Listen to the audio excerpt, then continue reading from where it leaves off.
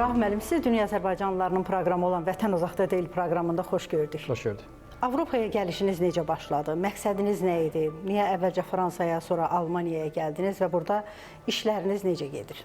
Təşəkkür edirəm Əsra xanım. İlk dəvətə görə 2009-cu ildən ilk dəfə Fransaya gəldim. Yəni mən Azərbaycanda Azərbaycan Dillər Universitetini bitirmişəm. Fransız dili ixtisası üzrə, dilçilik ixtisası üzrə və düşünürdüm təbii bir gün Avropada təhsil alam, xaricdə təhsil alam. Mənim yaxın ətrafım, dostlarım, bərabər böyüdüyüm yaxın dostlarımın bəziləri Fransada təhsil almışdı. Təbii ki, bu məni bir növ həvəsləndirirdi. Ona görə düşündüm ki, artıq mən bakalavr təhsilindən sonra mən öz təhsilimi magistraturada Fransada davam etdirim. Bilirsiniz ki, mən Dillər Universitetinin Strasburq Universitetinin bir anlaşması var, mübadilə proqramı və bu proqram çərçivəsində 2009-cu ildən mən Fransaya təhsil almağa gəldim. Və beləliklə mənim Avropadakı həm təhsil, həm iş həyatım başladı. Bu 2009-cu ilə təsadüf edir və ümumiyyətlə qaydalara görə mənim bakalavr təhsilim humanitar sahəsi olduğu üçün, müəllimlik sahəsi olduğu üçün, dilçilik sahəsi olduğu üçün təəssüf olsun ki, mən magistratura təhsilimi bu sahə üzrə davam etdirməli idim. Ona görə bir müddət 2009-cu ildən etibarən təxminən 2013-cü ilə qədər Fransada qaldım, təhsil aldım. Orada müəllim köməkçisi olaraq işlədim, müəyyən işlərdə işlədim. Və ondan sonra artıq bizim Avropa həyatımız başladı.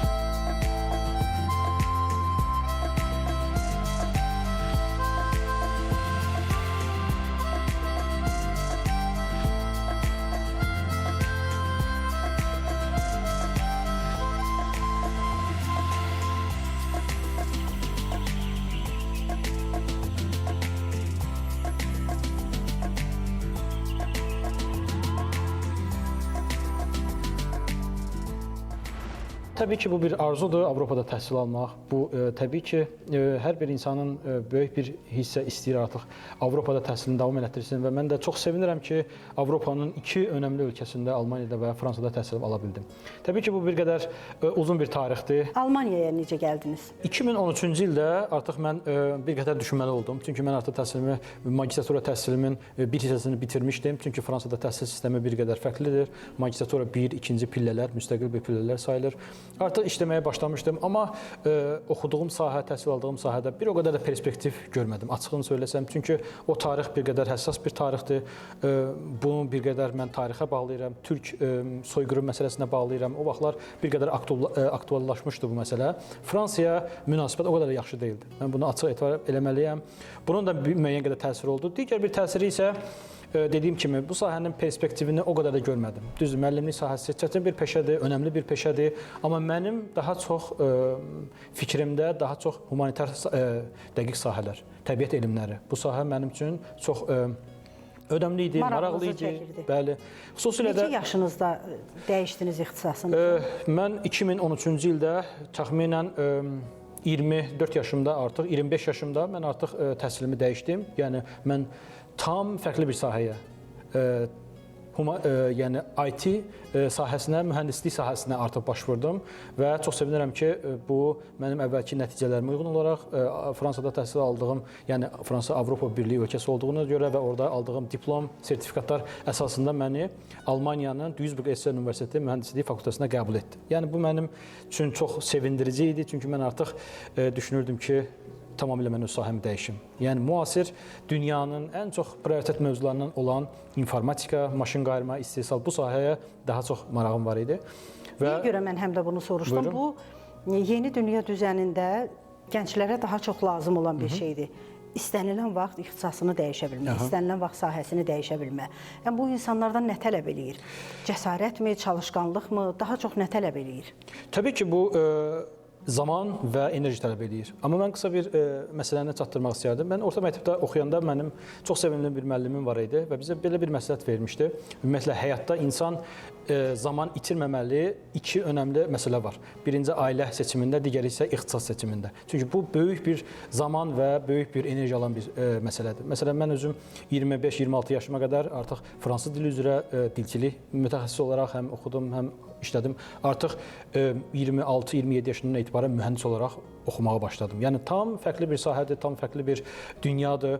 Təhsilim də bir qədər uzun çəkdi, çünki açıq etiraf eləsəm mən humanitar sahə üzrə təhsil almışdım. Bu sahədə mənim həm teori, həm praktiki təcrübələrim var idi, amma mühəndis sahəsi, riyaziyyat, fizika, təbiət elmləri mənim üçün bir qədər yad idi. Ona görə böyük bir zaman artıq mən buna investisiya eləməli oldum. Hünər tələb eləyir əslində. Bəli, əlbəttə. Bu böyük bir hünər də tələb eləyir. Yəni bir qədər düzgün olmaz məndən onu desəm, təvazökarlıqdan uzaq olmasın. Təbii ki, böyük bir enerji tələb edir. Yəni mən artıq bilirsiniz, informatika dünyası, mühəndislik getdikcə inkişaf edir. Yeni bir sahələr yaranmışdı artıq. Çox çətin sahələr, süni intellektlə bağlı artıq o vaxtlar bir yeni nəzəriyyələr başlamışdı. Bizim universitetdə oxuduğumuz materiallar, bizim bütün praktiki işlərimiz hər biri artıq bu nəzəriyyələr əsasında formalaşmağa başladı. Və mən yenə də deyirəm 2013-cü ildə Almaniyanın Duisburg Essen Universitetində təhsil almağa başladım və çox sevinirəm ki, müasir, aktual bir sahə, IT sahəsi üzrə mühəndislik təhsili ala bildim. İndi harada çalışırsınız? Hal-hazırda mən Berlin şəhərində, mərkəzi Berlin şəhərində olan Business School Berlin və Medical School Berlin böyük bir şəbəkədir. Bu şəbəkə Almaniyanın təxminən 7 şəhərində, həmçinin Amerikada, Avropanın digər ölkələrində artıq bu şəbəkə böyüyür. Özəl bir universitetlər şəbəkəsidir. Mən o şəbəkədə IT sistem administratoru olaraq çalışıram. Özüm ixtisasca software mühəndisiyəm, yəni bu bir qədər bir-birinə əlaqəli sahələrdir. IT mühəndisi olaraq, IT sistem administratoru olaraq mən Medical School Berlin və Business School Berlin özəl universitetində çalışıram.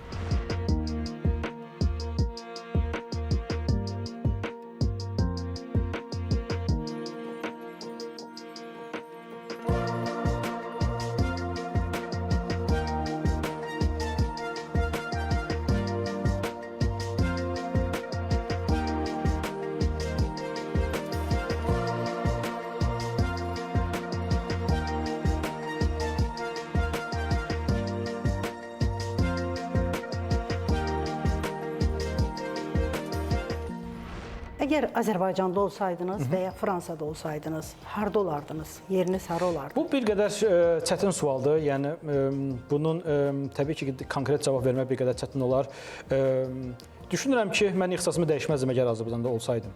Çünki Almaniya burada bir önəmli rol oynadı. Çünki düşünəndə ki, mühəndisliyin mərkəzi dünyada, Avropada xüsusilə də bu Almaniya insanın gözünün qarşısına gəlir. Burada maşınların rolu var, burada istehsalın rolu var, burada mühəndislik sahəsinin perspektivlərinin rolu var.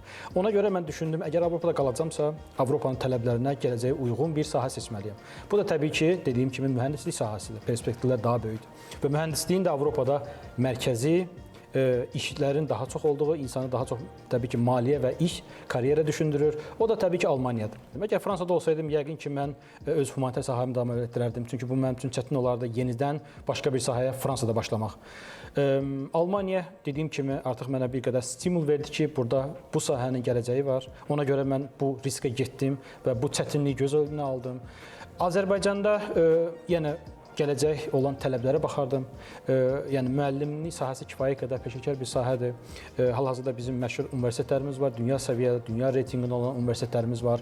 Çox güman ki, artıq akademik bir işlə məşğul olardım Azərbaycanda. Universitet müəllimliyi mənim üçün daha uyğun olardı əgər Azərbaycanda qalardımsa. Çünki açıq etiraf edeyim ki, istehsalla bağlı Azərbaycan indi sürətlə inkişaf eləməyə başlayır. Yəni burada texnikaların istehsalı getdikcə daha gələcəkdə uğurlu bir sahə olaraq qalacaqdır.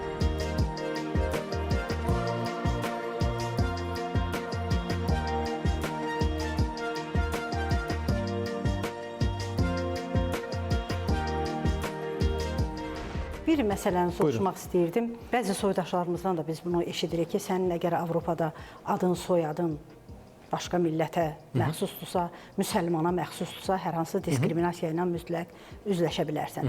Siz işdə və yaxud şəxsi həyatda belə bir şey hiss eləməmisiniz? Soyadınızı dəyişmək kimi bir niyyətiniz olmayıb? Yox, qətiyyən. Mən soyadımı dəyişmək, adımı dəyişmək, ümumiyyətlə mən yəni milli kimliyimi dəyişməklə bağlı, mən xüsusilə bunu sənəd məsələsində deyirəm. Məsələn, mən baxmayaraq 2009-cu ildən Avropadayam, mən öz vətəndaşlığımdan digər bir ölkə vətəndaşına dəyişmədim. Hansı ki, artıq zaman yetişmişdi. Mən gözlədim ki, artıq ikili vətəndaşlıq anlayışı var. 2024-cü ilin iyul ayında bu qanun qəbul olundu Almaniyada və ondan sonra mən artıq Alman vətəndaşlığına müraciət etməyə başladım. Bu mənim üçün çox önəmli idi, çünki mən Azərbaycan vətəndaşlığını heç vaxtı başqa bir ölkənin vətəndaşlığına dəyişmək istəmədim. Qaldı ki, müəyyən ayrı-seçkiliklə bağlı təbii ki, insanların fərqli baxışları müxtəlifdir. Məsələn, nəzərə alanda ki, Fransa ermənilərin daha çox yaşadığı bir ərazidir. Erməni mədəniyyətlərini daha çox tanıyırlar, erməniləri daha çox tanıyırlar. Amma mən Fransada təhsil aldığım müddətdə, çalışdığım müddətdə hansısa bir diskriminasiya görmədim açığı, etiraf eləyim. Almaniyada da belə bir hadisə ilə rastlaşmadım. Çünki Almaniya, Fransa hər ikisi bir qədər beynəlmiləlçiliklə bağlı böyük təcrübəsi olan ölkələrdir. Fransa nəzərə alanda ki, yəni bunu mən etiraf edeyim, böyük bir müstəmləkə ölkəsi olsa da Afrikanın bir çox dövlətlərindən böyük bir insan axını olubdu zamanında və onlar dünyanın müxtəlif ölkələrindən gələn insanları özləri üçün qəbul ediblər artıq. Beynəlmiləlçilik anlayışı formalaşıb. Avropada önəmli olan insanların daha çox savad, qabiliyyət bu yöndə olan insanlara həqiqətən də müəyyən qədər qayğı var, diqqət var, irəli çəkmə var. Yəni bunu mən müşahidə etmək, bunu yanlış qəbul etməyin replika kimi. Amma ümumiyyətlə Avropada insanların milliyyətinə görə ayrı seçkiliyini mən müşahidə etmədim.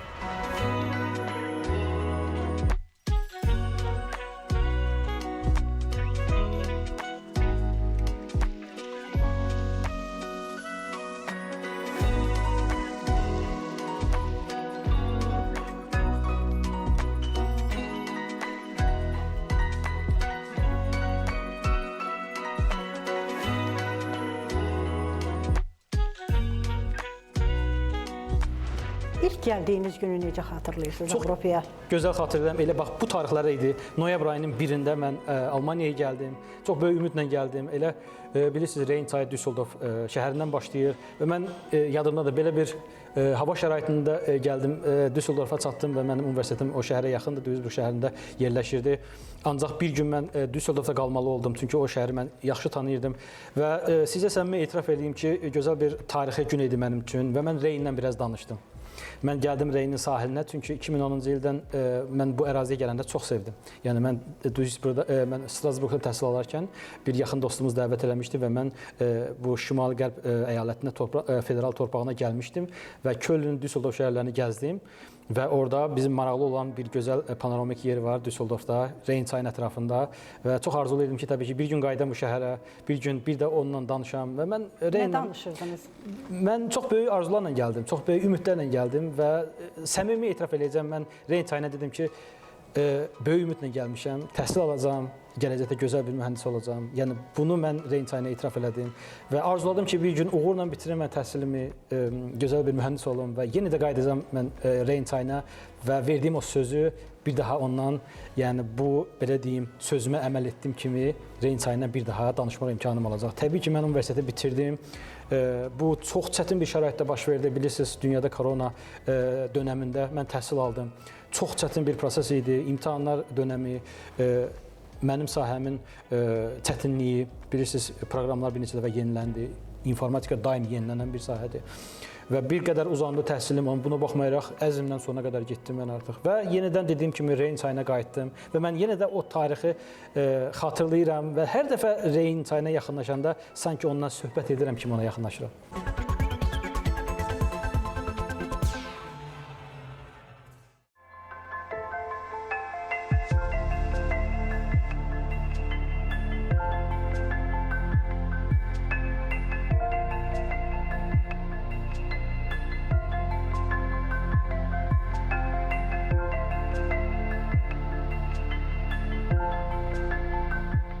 Azərbaycandan nəyi unutmursunuz? Bakı şəhərini mən heç unuta bilmirəm.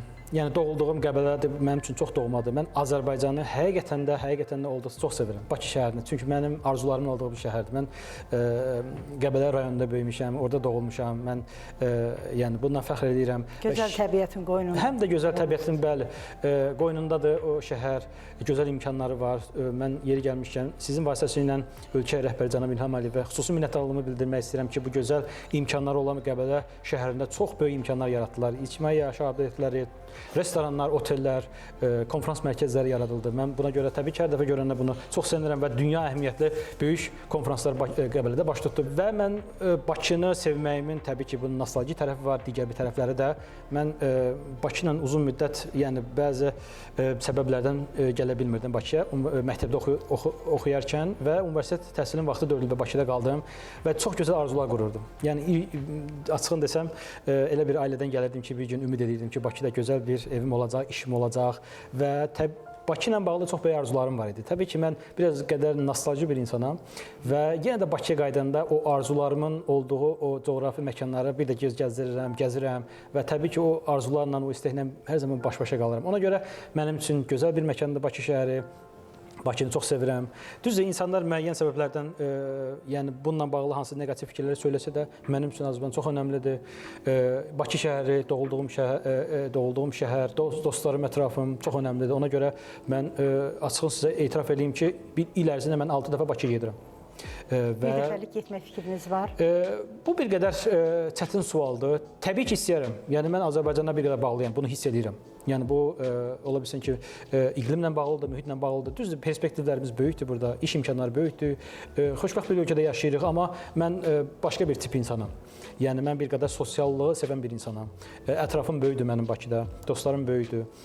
Ona görə də açığın səmimi etiraf edeyim ki, əgər bir gün uyğun bir iş olarsa, təbii ki, təkliflər olarsa bunu dəyərləndirərəm. Yəni bununla bağlı bir neçə bizim müsahibəmiz olubdur. Hətta bizim işğaldan azad olmuş Qarabağ torpağında yaradılan o gözəl imkanlardan və xaricdə təhsil alan Azərbaycanlı tələbələrin, Azərbaycanlı mütəxəssislərin bir gün o intellektual potensialının Azərbaycana transformasiyası ilə bağlı orada gözəl bir universitet quruldu. Amma buradan da xeyir vermək mümkündür. Çünki əlbəttə, yəqin ki, tamaşaçıların diqqətini çəkdi. Siz Avropada yaşayan Azərbaycanlı mühəndislərin forumunda iştirak edirsiniz. Bəli. Biz də o forumda iştirak edirik. Forum çərçivəsində sizlə görüşürük və burada olaraq da, burada birləşərək də Azərbaycana fayda vermək olar. Siz Azərbaycanla Avropa arasında körpü rolunu oynayan insanlarsınız. Azərbaycanlılarla əlaqələriniz necədir? Onları həmişə axtarırsınızmı? Biz indi görürük, yüzlərlə adam gəlir, görüşür. Azərbaycanlı həkimlər, mühəndislər, xaricdə yaşayan tələbələr görüşürlər, vahid platformalar üzərinə gəlmək istəyirlər. Siz belə ancaq forumlar çərçivəsində görüşürsünüz, yoxsa davamlı olaraq Azərbaycanlılarla əlaqələriniz var? Biz davamlı olaraq Azərbaycanlarla əlaqələrimiz var. Mən sizə deyim, yəqin ki, bu statistika sizə məlumdur. Yaxın 10 il ərzində artıq Azərbaycandan çoxlu sayda həkim və peşəkar mütəxəssislər gəldi Azərbaycandan. Yəni bilirsiniz, həkimlərin artıq böyük bir kontingenti var. Təxminən 4000-ə yaxın həkim Almaniyada hal-hazırda həm oxuyur, həm çalışır assistent olaraq.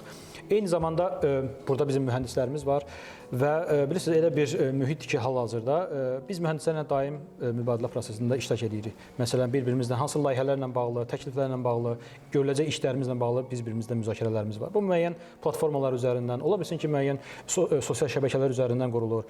Forumlarımız tez-tez keçirilir və mən o forumların demək olar ki, bir çoxunda iştirak eləmişəm. İstər həkimlərlə bağlı olsun, istər digər sahə insanları ilə bağlı olsun. Hər birində iştirak eləmişəm, müəyyən bir mübadilələr aparırıq. Təkcə mühəndislərlə bağlı deyil, digər sahənin nümayəndələri ilə bizim daim görüşlərimiz olur. Təbii ki, orada biz müzakirə edirik, öz dövlətimizə nə hansı töhfələri verə bilirik. Mən yadımdadır, təxminən bir il bundan əvvəl dünya azbanlı alimlərinin birinci Bakı qurultayı baş tutdu. Yəni çox sevindirici idi. Bəli, çox böyük bir forum idi və mən özüm o forumda iştirak etdiyim, bizim əsas müzakirə etdiyimiz mövzulardan birincisi dövlətimizə hansı töhfələri verə bilərik. Yəni bu prioritet mövzudur. Bütün forumlarda, konqreslərdə biz bu müzakirəni açırıq. İndi elə bir virtual dünyada yaşayırıq ki, Azərbaycana getmədən də müəyyən yollarla, müəyyən bir üsullarla biz Azərbaycanda olan o inkişafa müəyyən qatqı verə bilirik. Öz biliyinizi, potensialınızı Azərbaycan üçün də sərf eləyə bilərsiniz. Azərbaycan dilində bu qədər gözəl danışmağınızdan çox məmnun qaldıq. Düzdür, insanlar indi sosial şəbəkələr var, müxtəlif platformalar var, danışırlar, amma xarici ölkədə uzun müddət yaşayan hansısa azərbaycanlının öz dilini bu qədər gözəl qoruması, o da yəqin ki, bizim tamaşaçıların da çox xoşuna gəldi. Mənə də çox xoş oldu ki, sizinlə tərtəmiz Azərbaycan dilində danışa bildik. Ümid eləyirəm ki, elə həmişə belə olacaq, həmişə Azərbaycanı sevdiyiniz kimi Azərbaycan dilini də sevəcəksiniz. Ola bilər ki, hansısa mesajları vermək istəyirsiniz bizim gənclərə, xaricdə təhsil almaq istəyənlərə. Mən o sualı vermədim sizə. İnsanlar neynəsinlər? Azərbaycan üçün faydalı olmaq üçün istər Azərbaycanda qalsın, istər xarici ölkələrə getsin. Gənclərə tövsiyəniz nədir? Onların uğur düsturu nə olmalıdır? Əlbəttə, bu çox önəmli bir mövzudur. Bununla bağlı xaricdə yaşayan bizim həmyerlilərimizin uğurlu bir karyera quran insanlara daim veriləcək önəmli mesajlardan, önəmli suallardan biridir. İlk öncə elmə yiyələnmək. Bu çox vacibdir. İstər Azərbaycanda olsun, istər xaricdə olsun. Düzdür, bəlkə də ola bilsin ki, bir uzun zamandır biz bunu təkrar edirik. Xaricdə təhsil, xaricdə yetişmə. Mən məsələn Azərbaycanda olan təhsil sistemi ilə çox yaxından maraqlanıram. Məsələn, sizə konkret olaraq Diplomatiya Universitetini, Texniki Universiteti, İqtisad Universitetini, Azərbaycan Sənaye Universitetini, bizim bölgələrdə Sumqayıt Dövlət Universitetini, Gəncədə, Naxçıvanda, digər bizim coğrafi məkanlarında, rayonlarda olan universitetlərimizi misal göstərə bilərəm ki, dünya reytinqində irəliləyiblər. Artıq Azərbaycanda olan mütəxəssislər, universitetlərin peşəkarları onu deməyə əsas verir ki, artıq xarici təhsillə demək olar ki, eyniləşir. Ola bilsin müəyyən praktiki təcrübələr sənaye ilə bağlı və digər layihələrdə təbii ki, müəyyən qədər xaricin təsiri olacaq. Bizim gənclərə elmə yiyələnməyi arzu edirəm. Daha düzgün gələcək qurması üçün düzgün istiqamət götürsünlər. Bayaq siz qeyd elədiniz, sənət seçimində dəyişiklik məsələsi insanın, yəni düşünə biləcəyi birinci vacibdir zaman itkisi olmasın. Əgər 10 il, 15 il bir sahədə təhsil alıb, yetişib, uğur qazanıb, digər bir sahəyə keçirlərsə, burada böyük bir zaman itkisi gedir. O cümlədən ilk olaraq düşünsünlər, mən hansı sahədə özümü görürəm? Dünya hansı sahəyə doğru gedir? Gələcək hansı sahəyə doğru gedir? Bilirsiniz ki, yeni dövrün ixtisaslarının müəyyən olması çox vacibdir. Bunlar çox vacibdir. Məsələn, elə bir sahələr var ki, sosiologiya ilə bağlı, yaxud da ki, humanitar sahədə artıq bunların heç birinə ehtiyac yoxdur. Yəni, burada artıq bilirsiniz, e-learning sistemi, elektron onlayn öyrənmə sistemi, dünya artıq onlayn sistemə keçir. Bir müddətdən sonra artıq açığını etiraf edeyim ki, bəlkə müəllimlərə ehtiyac olmayacaq. Bugün virtual formada insanla danışa bilən yeni fenomenlər yaranıb. ChatGPT elə gözəl izah edir. Məsələn, artıq ehtiyac yoxdur ki, bizim müəllimlərin psixoloji durumunu çətinləşsin, yaxud da ki, hansısa bir zaman ikisi vasitəsilə, belə deyək, artıq bəzi insanlar Avropada işə getmək üçün böyük bir zaman qət eləmirlər. Artıq evdən müəyyən artıq iş funksiyalarının daha produktiv olur bu, bilirsiniz, zaman itkisi az olur. Yeni nəsil bunu artıq bilməlidir. Bu barədə düşünmək çox vacibdir. Artıq gələcək nəyə gedir? Dünya hansı istiqamətdə gedir? Burada artıq virtual dünyanın əsas prioritetləri nəzərə alınmalıdır. Süni intellekt, hansı ki, biz bu günlərin forumda çox danışıldı. Mən bununla bağlı bir təqdimat elədim. Təhlükəsizlik barəsində, çünki artıq virtual dünya böyüdükcə onu qorumaq çox vacib bir məqamdır. Yəni, kiber təhlükəsizliklə bağlı, maliyyə qorumaları ilə bağlı, yəni bu artıq dünyanın hal-hazırda daha çox fokuslandığı, daha çox prioritet hesab etdiyi sahələrdir. Gənclərimizə elmə yiyələnmək çox vacibdir, bu ilk prinsipdir. Öz ölkəmizin, öz dövlətimizin gələcəyi barədə düşünmək çox önəmlidir. Təbii ki, başa düşülən də hər kəs xaricə gəlmək istəyir, bununla bağlı planları var, çox gözəl. Sizlərlə bir daha bu mübariləni aparmaq, danışmaq, mən bir daha tələbəlik illərimə qayıtdım, o tarixi yada saldım.